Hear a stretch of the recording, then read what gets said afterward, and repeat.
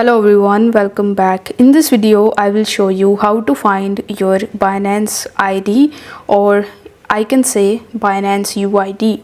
So in order to find it, the first thing that you need to do is to simply launch your Binance mobile application and then log in into your account if you haven't already.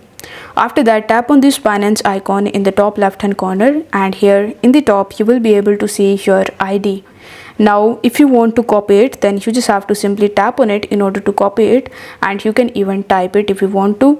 Now if you tap on this section, you will be landed on this page where you will be able to get the more insight of your ID. So you just have to tap on the copy button right next to the ID, and it will show you that copy is successful. Now you can use this UID of Binance wherever you want to use it.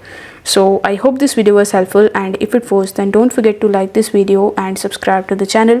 Thank you so much for watching.